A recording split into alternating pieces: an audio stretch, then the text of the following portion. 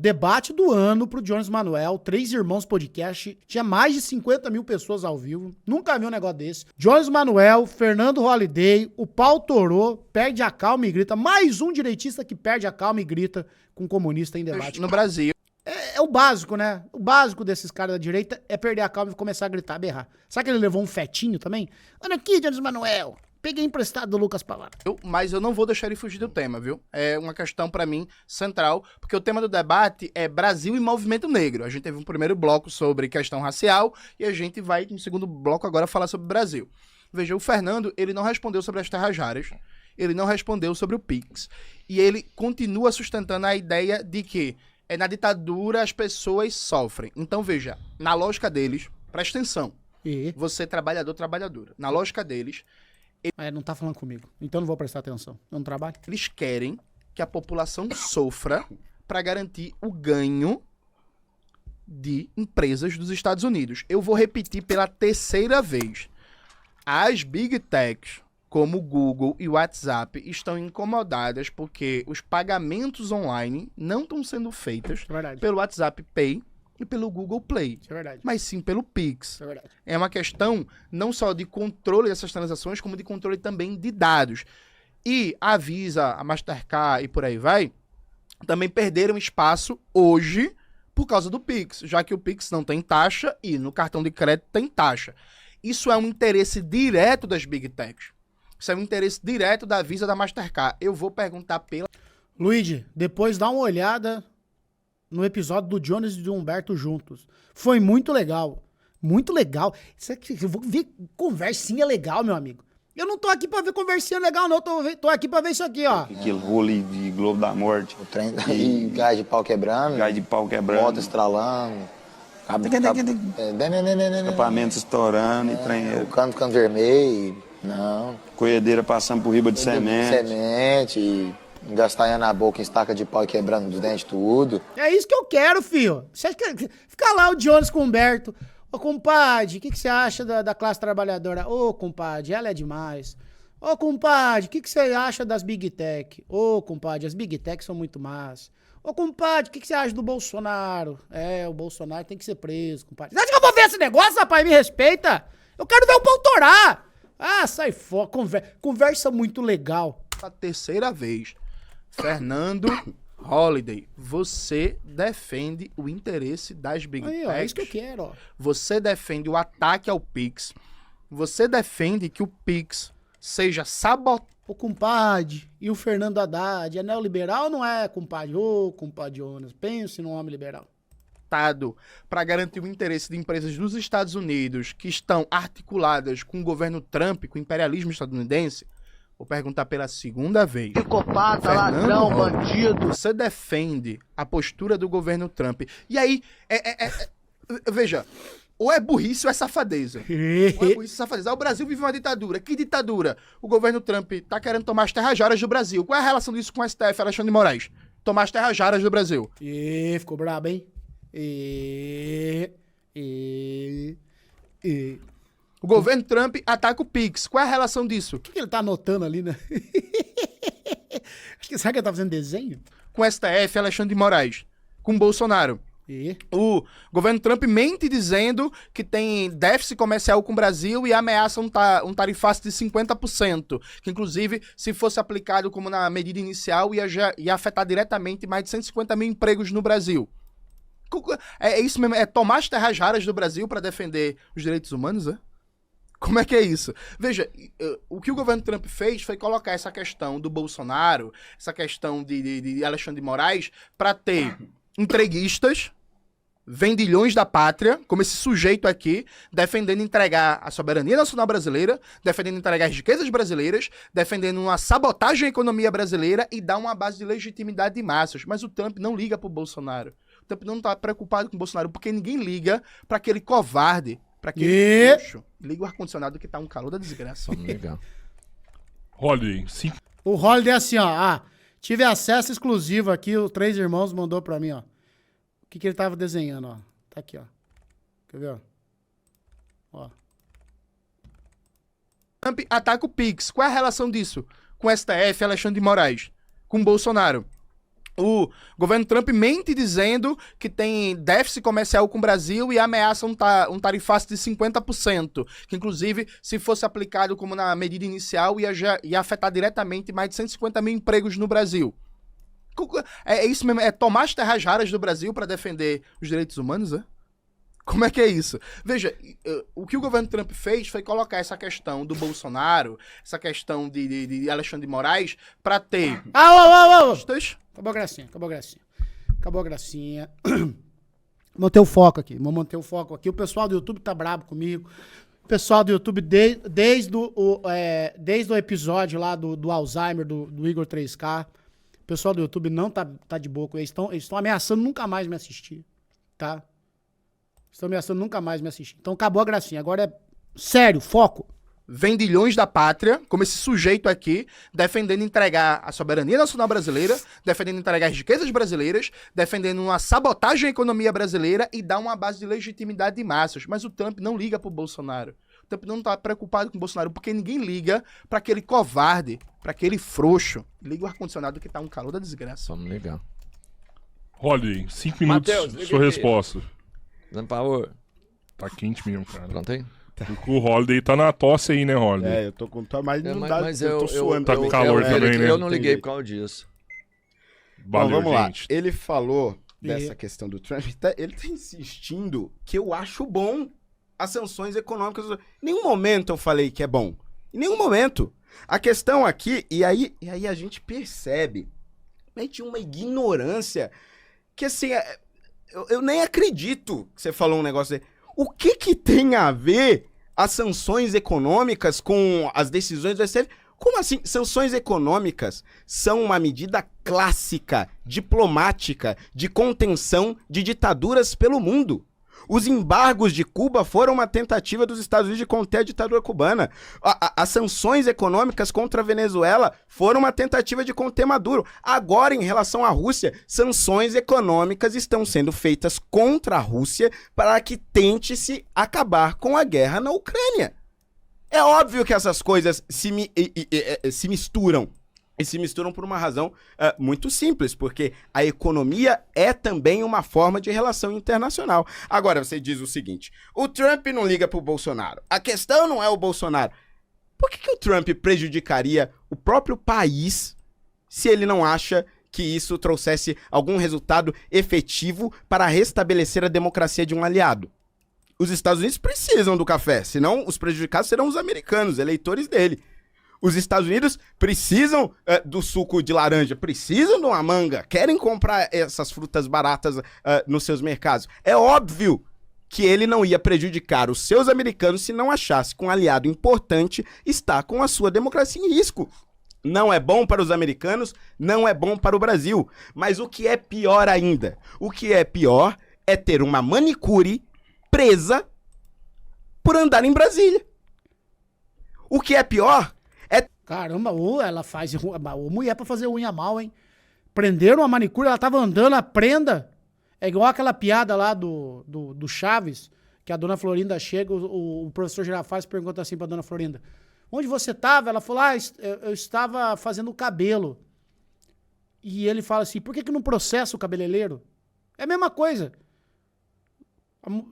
Essa manicure aí, prende ela, porque faz unha muito mal. Ter uma mulher condenada a 17 anos de cadeia por escrever em uma estátua com batom perdeu o mané. Enquanto vocês, por anos, nas ruas pelo Brasil... Calma, cara, calma. Picharam paredes, invadiram prédios públicos, quebraram vidraças de banco, de prédios públicos e de... O Jones fez isso? Agora eu vou votar nele. O Jones quebrou vidraça de banco? Eu não gostava do Jones, eu não ia com a cara dele, tá? Não ia com a cara do Jones, agora eu comecei... Agora, pra você ver que você já viu ele quebrar do Nubank? Não tem. Ninguém quebra coisa do Nubank. Por que será, né? Prédios privados, os Black Blocs foram um horror em 2013. Tomaram conta do Brasil inteiro. Quantos foram condenados a 1 dia de cadeia? Vocês mataram um repórter da Band. Quem? Você lembra? O Jones? Você lembra quando o Black Bloc soltou a desgraça de um rojão num repórter? Cara, por que eles têm que fazer cara e boca, né, velho?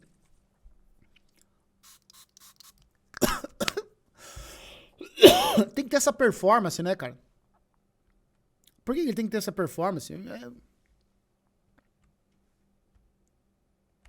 Ter pai de família que morreu Cara, meu Deus. por conta dessa irresponsabilidade? Quantos líderes dos E o que o Jones tem a ver com isso, minha Nossa Senhora Aparecida? O Jones ou qualquer um na mesa, inclusive você, o que vocês têm a ver com isso? Black Bloc estão presos por 17 anos?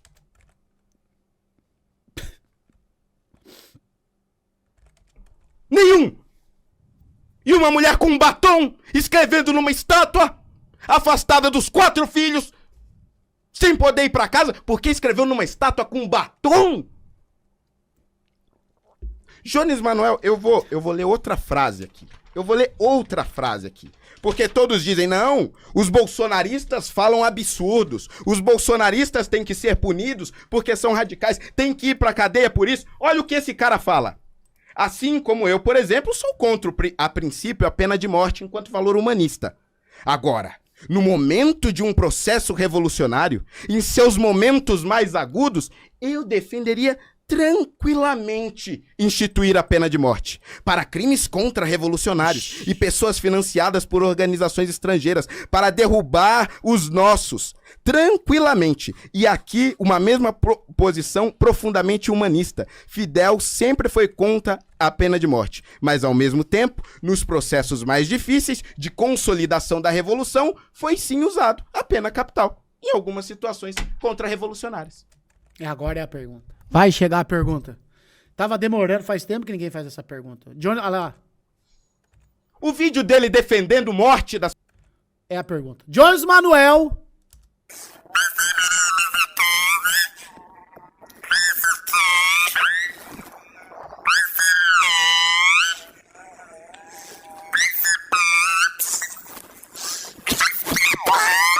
Sim ou não? pessoas está no ar há anos.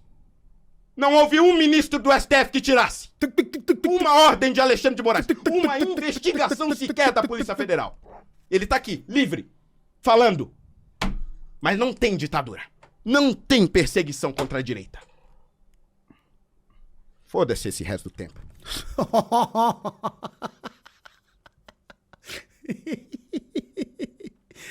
Calma, cara, calma.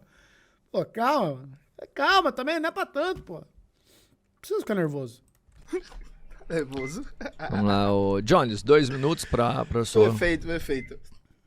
E- Ô, gente, eu tenho dificuldades de entender quando uma pessoa começa a perder nos argumentos e ela começa a gritar, ela começa a tremer, o lábio dela começa parece que vai estar tendo um problema vascular. Fernando, se acalme, viu? Respire, você tá perdendo um debate, tá feio pra você, mas você gritar, você ficar histriônico, não vai ajudar em nada. Veja, ele para justificar o ataque dos Estados Unidos ao Brasil, ele falou em sanções econômicas. O Trump colocar que quer tomar as terras raras do Brasil, isso nem se enquadra na categoria de sanção econômica.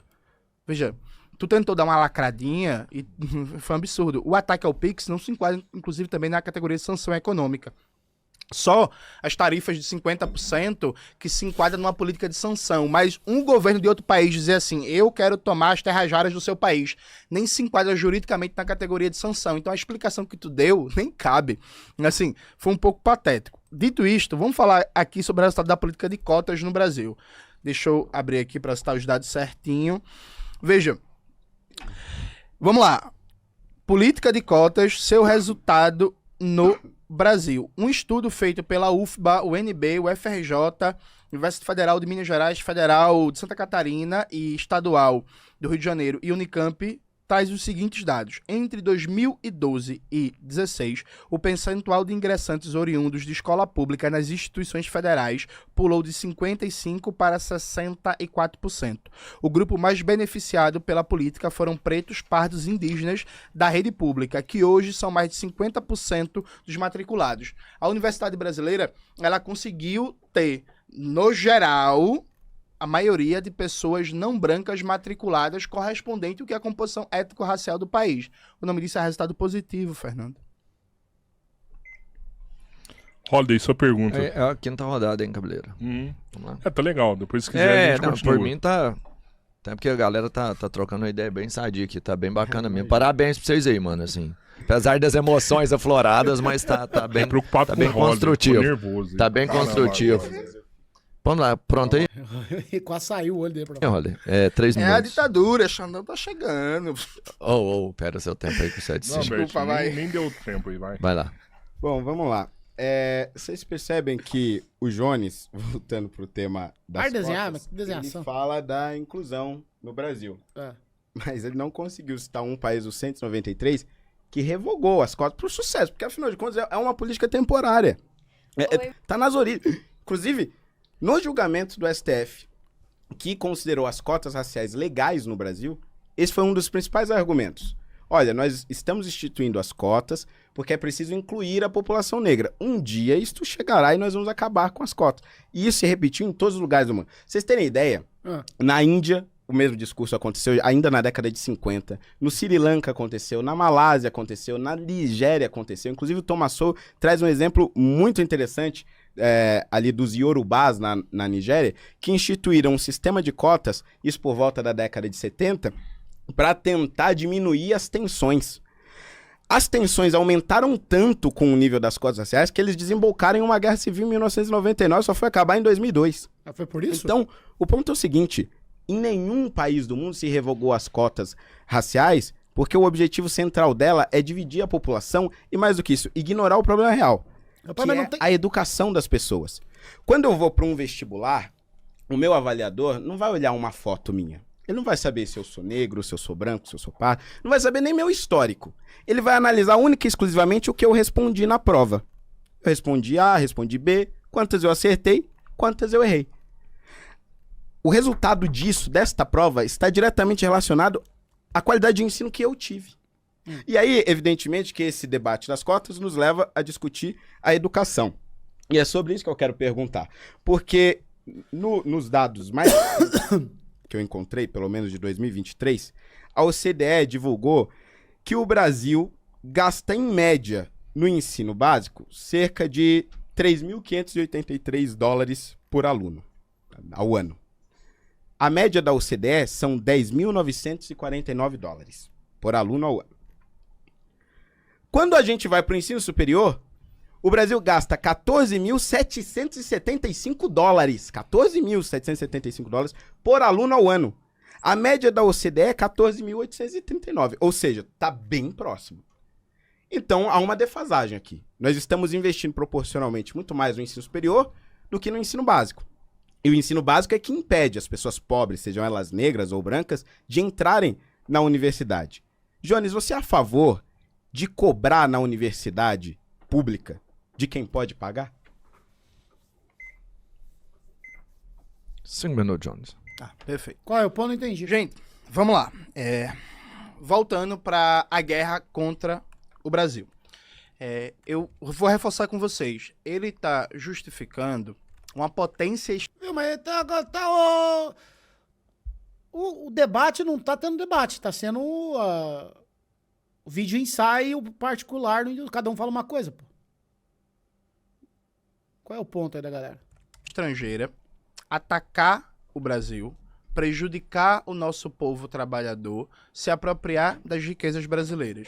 Eu costumo trabalhar um exemplo bem didático, que vamos imaginar, se monólogo? Os Estados Unidos. Vamos. Deputados dos Estados Unidos se articulam com o partido... Teve pauta o debate? A pauta é essa ou não? Do comunista chinês e com o governo Xi Jinping para atacar os Estados Unidos. O que aconteceria com esses deputados nos Estados Unidos? Eles seriam presos, perderiam o mandato e seriam condenados à pena de morte. Se fosse na China, deputados da Assembleia Nacional do Povo da China se articulassem com o governo dos Estados Unidos, com a CIA, para atacar o Estado chinês e fazer uma mudança de regime. O que aconteceria com eles? Eles seriam presos, perderiam o mandato e seriam fuzilados. Esse bando de canalha que está no Congresso Nacional defendendo a aplicação da Lei Magnitsky no Brasil, defendendo a entrega das terras raras brasileiras, defendendo o ataque ao PIX, defendendo que uma potência estrangeira interfira nos assuntos brasileiros para beneficiar os monopólios imperialistas dos Estados Unidos, eles deveriam ser todos caçados imediatamente e todos presos. todos os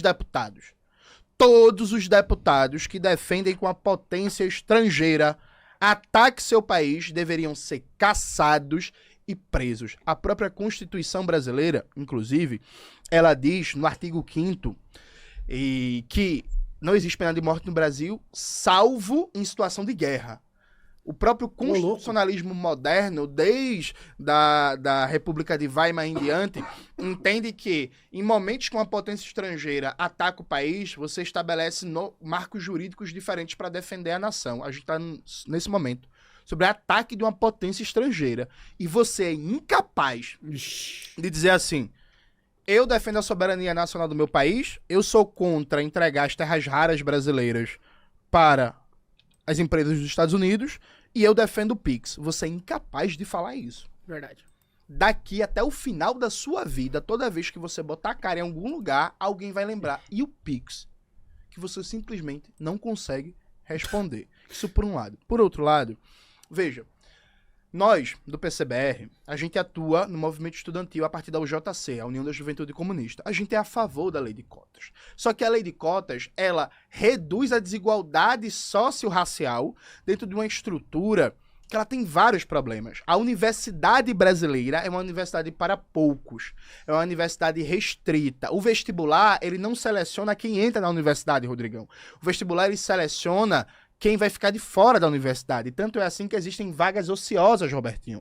Você tem mais vagas disponíveis do que estudantes na universidade. Então o vestibular ele não seleciona quem entra. O vestibular ele seleciona a exclusão de estudantes da universidade. Aliado a isso, não adianta você criar uma política de cotas, o que faz com que aumente o número de alunos de baixa renda na universidade e você não acompanhar com a correspondente política de assistência estudantil, né, que garanta que o estudante consiga permanecer na universidade. Hoje, a maioria dos estudantes que entram na universidade pública, das mais de 60 universidades públicas brasileiras, federais, infelizmente não concluem o curso. Não concluem o curso por quê? Porque não tem condições econômicas de se manter na universidade só estudando. Então, nós defendemos o fim do vestibular. Eu defendo mesmo. A universalização. Eu defendo o fim do vestibular. Isso negócio de vestibular, eu sou contra. Desde antes de eu ter qualquer contato com a esquerda. Eu sempre fui contra o vestibular, nunca fez sentido na minha cabeça. Cara, entra, estuda e... Sabe, a universidade tem que ser porta aberta, cara. Tem que ser porta aberta. A ação da universidade pública para todo mundo que quiser fazer. Uma política de assistência e permanência estudantil que garanta que o estudante consiga se manter na universidade. Uma universidade que tenha moradia, restaurante universitário chamado de bandejão em alguns lugares, que tenha espaço de lazer, que tenha acompanhamento psicológico, que fortaleça o ensino, a pesquisa e a extensão e que esteja conectada, Fernando, às necessidades de desenvolvimento tecnológico do nosso país. Uma universidade, como diria o grande Darcy Ribeiro, que seja uma universidade necessária, que enfrente a dependência ao subdesenvolvimento e garanta que o Brasil fale de cabeça erguida com qualquer outro país do mundo e que não esteja em condições de fragilidade econômica para receber ordem de potência estrangeira imperialista. A gente defende uma universidade que, por exemplo, não dependa das Big Techs para operar no seu funcionamento diário, que tenha a sua própria infraestrutura digital. É isso que a gente defende para a educação. Isso pegando só a educação superior relacionada ao tema das cotas. A gente vai voltar para o tema da educação básica na próxima rodada. Bom, resumindo aqui o que o Jones falou, ele defende que você, que é pobre, proporcionalmente paga mais imposto nesse país, continue pagando a universidade dos playboys comunistas das universidades públicas. É isso que ele tá falando. Tá de sacanagem, ele acabou de falar que ele quer faculdade pra todo mundo, porra. Aí você tá de sacanagem, ele acabou de falar que todo mundo tem que entrar, pô. Pelo amor de Deus, aí não dá. Porque a questão é muito simples. Eu tenho uma universidade que é financiada com impostos. Dentro dessas universidades, eu tenho pessoas que têm renda muito, mas muito acima do possível para se pagar, por exemplo, uma universidade privada. Por que não cobrar dessas pessoas? Não tô falando de cobrar mais forte, E por que não liberar pra quem não tem grana, pô? Essas pessoas estão lá porque elas passaram na porra do vestibular, pô. Que tiveram mais grana pra estudar. Ô, meu pai. falando de cobrar daqueles que têm renda muito acima da média. Por quê? Porque é o eleitorado dele. É o eleitorado dele. E o pobre que se dane. O pobre paga a conta. Esta é a realidade da lógica comunista. E assim, para deixar claro, eu já falei isso. Nós não concordamos que as sanções do Trump sejam algo positivo para o Brasil. Eu não acho que ele esteja certo ao querer acabar com o Pix. O Pix é fundamental para o Brasil. O Pix é fundamental para o Brasil. Aí falou do Pix. Aí, agora falou. Muito bem. Ele foi criado pelo governo Bolsonaro. Não foi não. Não foi não. Não acredito nem que o próprio Bolsonaro, que criou o Pix, que implementou o Pix, queira que ele seja retirado do Brasil. A questão não é essa. A questão é a realidade ditatorial que nós estamos vivendo. Só que aí, vocês vão perceber o seguinte. Diga.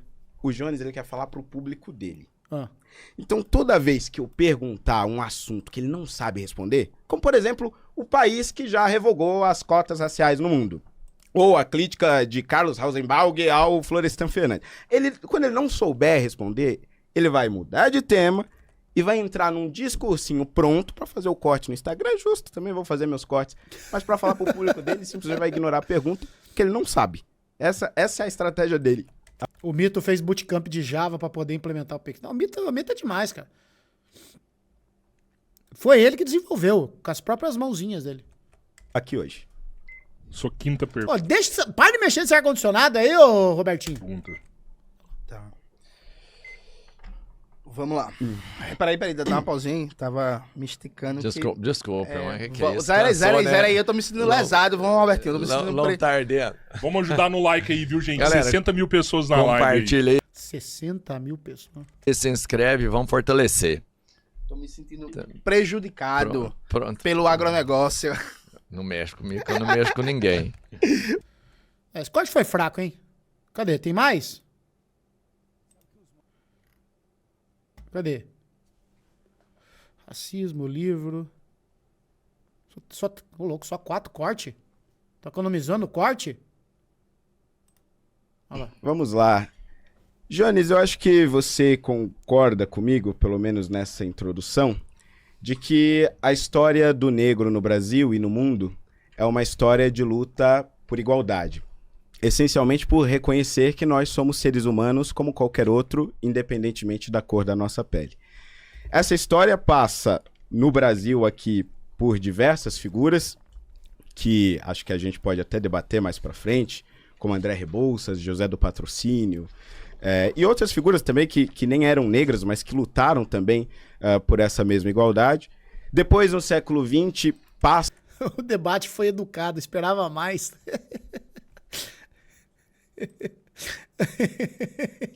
Esse é o espírito de quem assiste o Luidiverso, cara. Esse é... As considerações finais foram um show à parte. Então vamos ver as considerações finais. Todo mundo com a cara no celular, ninguém conversa com ninguém, todo mundo ali no zap. Turma não tá nem aí, cara. Date ruim. Date ruim. Cadê? Vamos ver aqui então. Considerações finais, ó. Um comportamento que eu acho muito prejudicial da esquerda, que é a ideia de que negros que não têm os mesmos posicionamentos que eles podem sofrer todos os tipos de consequência. Eu, por exemplo, fui chamado de Capitãozinho do Mato pelo Ciro Gomes, lá nas eleições de 2018, e a justiça considerou que era uma ofensa racista. Nenhum membro do movimento negro me defendeu naquela época. Diversas pessoas, todos os dias, dizem que eu sou escravo de branco, que eu sou lambibotas de branco, que eu gosto de ser humilhado pelos brancos. E sabe por quê? Porque eu não concordo com o que ele fala, eu não concordo com o que o Lula, o Ciro Gomes e diversas outras figuras de esquerda falam. Eu cheguei às minhas conclusões políticas pelas minhas próprias pernas e por isso eu sou tratado como um traidor. Cara, ó, esse negócio de gente branca ficar usando o termo Capitão do Mato, ó. Porque o Capitão do Mato é criação de gente branca. Então, os brancos criaram o Capitão do Mato. Aí vão os brancos novamente ficar usando esse termo. Não usem, cara. Não usem. Vocês conseguem Vocês conseguem falar muitas coisas certas sem ter que apelar para esse tipo de termo, entendeu? Vocês podem ataquem as ideias, ataquem o que ela pensa, o que ela diz, mas descarta esse negócio, para de usar esse termo, cara. Não pega bem, pô. Não pega bem, não. Não é legal, cara. Sabe? E não somente eu, diversos outros. Hélio Negão, que é deputado pelo PL do Rio de Janeiro, sofreu diversos ataques de racismo na Câmara diversas vezes. Rafael Satier, que é vereador pelo Rio de Janeiro, vários ataques. Sonaira Fernandes, vereadora negra de São Paulo, diversos ataques, dizendo que ela gosta de se submeter aos brancos simplesmente porque é uma negra que não concorda com a esquerda. É a isso que se refere a senzala ideológica. Porque a senzala ideológica, nos séculos da escravidão, ela era um espaço físico, onde os negros eram, de certa forma, amontoados, armazenados, porque eram vistos como propriedade. A senzala ideológica que vem no século XXI, ela é uma senzala de ideias. Não ouse discordar, porque senão nós vamos te colocar no seu lugar. Não ouse declarar voto no Bolsonaro, senão nós seremos racistas com você e você vai ter que aguentar humilhação pública. Porque racismo contra o traidor negro pode. Isso é a intolerância política das mais covardes possível. Mas isso não começou do dia para a noite. É um processo histórico. É a esse processo histórico que eu me refiro nesse livro. Dito isso, foi um prazer enorme, Roberto, Rodrigo, Jones. Me exaltei sim algumas vezes, porque tem assuntos realmente que me deixam indignados, e esse sou eu. Esse sou eu mesmo, assim, me apresento à luz do dia com os meus... Uma pessoa transparente, uma pessoa, sou assim, né? Amo quem me ama, dane-se quem me odeia. Não gostou? Como é que é? Pega a fila. Chegou na fila, final da fila. Final da fila, espera a sua vez. Chegou a sua vez, pega a senha. Como é que é aquelas frases? Frases fubangos mesmo? Não gosta de mim? Entra na fila. Chega... Erros com os meus acertos. E beijinho no ombro. São as minhas ideias, ou pelo menos uma fração delas, porque, óbvio, num debate não tem como a gente expor tudo. Eu espero que com esse debate eu tenha contribuído de alguma forma para que nós tenhamos mais debates nesse Brasil, onde as pessoas possam falar e ser escutadas, independentemente das suas ideias. Porque eu gosto muito daquela frase que é atribuída a Voltaire, mas que aparentemente não foi dita por ele. Eu posso não concordar com nenhuma palavra do que você diz, mas lutarei até as últimas consequências pelo seu direito de dizê-las. Muito obrigado e boa noite. Você quer aproveitar que tem 60 mil pessoas te ouvindo e ver aí se cava mais algum debate? Tem mais alguém que você quer debater? Kim Kataguiri, se você está me ouvindo, já desafiei para o debate. Se você está me ouvindo e você realmente acha que as ações do MBL contra o Bolsonaro são legítimas e não são por conta de interesses escusos, aceite debater comigo. Mais uma vez. O desafio foi feito nessa... Eles eram amigos, hein? Eles eram amigos. Acabou a amizade por causa de política. Acabou a amizade por causa de política. Olha que coisa triste que é o mundo. O mundo de hoje em dia tá demais. Casa que deverá ser cumprido, caso seja aceito aí. Jones Manuel, 5 minutos, conclusões finais. Vamos lá, gente. Veja, mais uma vez, a gente tem um exemplo como as figuras da direita e da extrema-direita no Brasil são desqualificadas, não tem compromisso com a classe trabalhadora, não tem compromisso com a soberania nacional brasileira, não tem ideia, não tem projeto, não tem estudo, não tem compreensão da realidade brasileira. Veja, o Holliday passou o debate todo aqui dizendo absurdos. Holliday, nióbio não é terra rara. Eu pedi para você falar das terras raras, você falou do nióbio e do grafeno. Nióbio não é parte dos 17 elementos químicos que compõem as terras raras. Um aprendizado para você. Holliday, Pierre Bourdieu não é marxista. Paulo Freire não é marxista. Inclusive, reparem que a tese central do livro dele é que o movimento negro contemporâneo é marxista, ele não conseguiu demonstrar isso em momento nenhum, e que o movimento negro contemporâneo é marxista porque é centrado na ideia de representatividade, que seria uma ideia marxista. E ele simplesmente não conseguiu citar um único autor marxista que supostamente defende essa ideia de representatividade. Eu vou solicitar, por favor, aos Três Irmãos Podcast que no próximo debate, ao invés de chamar ele, chama o Ghostwrite. Tá muito engraçadinho, tá soltinho nos debates. O Jones Manuel tá soltinho demais nos debates. Olha ela! Uma pessoa que escreveu o livro para vir debater comigo, que inclusive talvez a gente faça um bom debate sobre o fim da escala 6x1, sobre direitos trabalhistas no Brasil.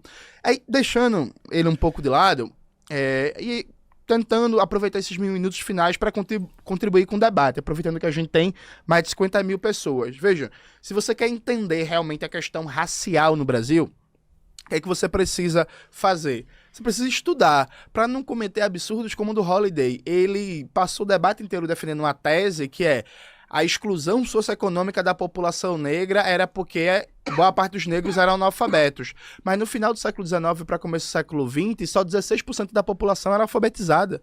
A imensa maioria da população, inclusive a população trabalhadora branca, não era alfabetizada. Então, assim, não é o grau de alfabetismo ou não que explica as desigualdades socioeconômicas que foram cristalizadas no pós-abolição.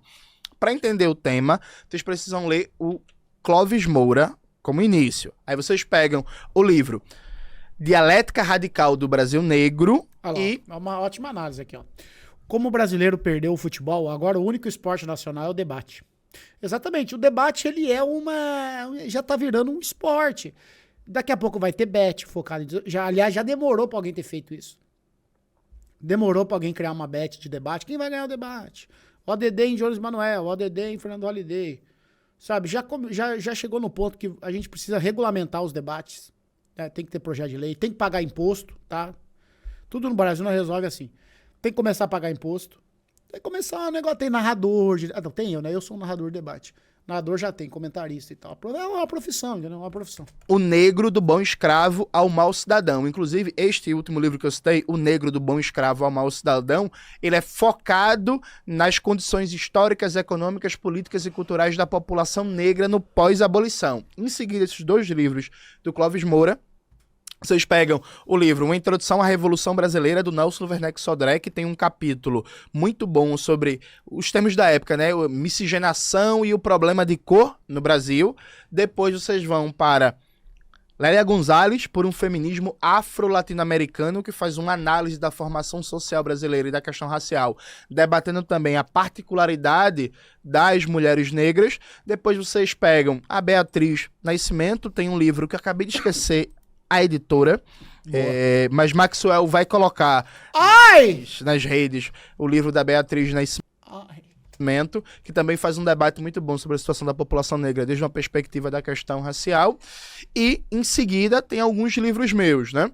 A Negação do Brasil Negro, Imperialismo, Dependência e Questão Racial, na obra do Guerreiro Ramos, que o Holliday cita no livro dele, mas que ele não sabe quem foi Guerreiro Ramos, não sabe a diferença entre trabalhismo e marxismo, que foi um dos sociólogos mais importantes da história brasileira. E o Raça, Classe e Revolução, a luta pelo poder popular nos Estados Unidos, que os Panteras Negras não defendiam supremacia branca, o Holliday, inclusive, também não sabe do que está falando, e o Revolução Africana, uma ontologia do pensamento marxista. Acho que essa bibliografia básica, ela dá o início de um estudo sistemático sobre a questão racial e a luta antirracista no Brasil. Por fim, eu quero dizer o seguinte para vocês, gente. Veja, a gente vive um momento muito grave da nossa história. Justamente por viver um momento muito grave da nossa história, a gente precisa ter clareza. Clareza sobre quem são os amigos e os inimigos do povo, já dizia Lênin. E aí, veja, os inimigos do povo são, nesse momento, aqueles e aquelas que defendem o ataque à soberania nacional brasileira, que defendem a entrega das riquezas brasileiras aos Estados Unidos e aos monopólios estrangeiros. São aqueles que defendem o ataque ao PIX. Esses são os inimigos do Brasil. Esses são os sabotadores, os vendilhões. São aqueles que na Inconfidência Mineira denunciaram Tiradentes, o Joaquim Silvério dos Reis dos dias atuais. É verdade. O Holliday, ele representa isso. E eu fico triste, mas paciência. Cada um escolhe que lado quer estar na história. Tal como na vida, tal como na arte, às vezes você é Django Livre, às vezes você é Stephen, né? E aí, cada um escolhe seu lado. Olha a referência cinéfica. Olha, o homem aprendeu com o Engenheiro Léo. O Engenheiro Léo, ele trouxe aí vários exemplos, várias citações cinéfilas, né? Então, por exemplo, o fato da Grã-Bretanha ser um país liberal por conta de Harry Potter, né? Uma coisa assim que ele descobriu. Tá aí o Jones Manuel também, ó. E foi um prazer estar com vocês hoje, nessa noite. Olha só, coisa mais linda. Encerrou com uma belíssima homenagem ao cinema de Quentin Tarantino, Jones Manuel.